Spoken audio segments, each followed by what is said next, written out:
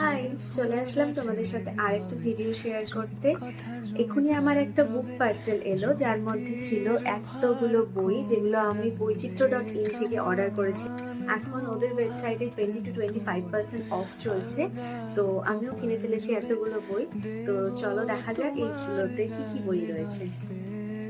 প্রথমেই যেটা রয়েছে সেটা হচ্ছে শঙ্খনীর কারাগার বাই হুমায়ুন আহমেদ। এই বইটা নিয়ে আমি অনেক রিভিউ দেখেছি, অনেকদিন ধরে পড়ার ইচ্ছে ছিল, তাই সংগ্রহ করে ফেলেছি।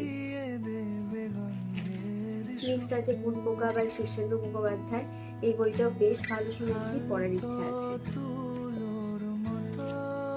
তারপর আছে ইতি তোমার মা বাই সঞ্জীব চট্টোপাধ্যায়। ইতি পলাশ পড়ে আমার খুব ভালো লেগেছিল, তাই ইতি তোমার মাটাও আমি পড়তে চাই।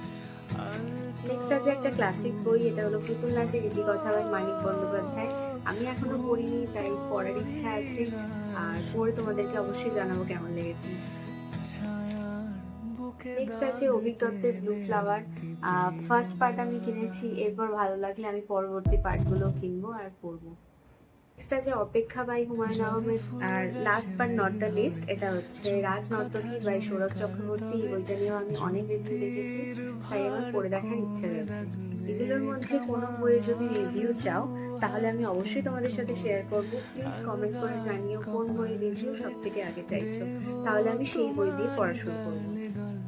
তো আজকের মতো এইটুকুই, বাই।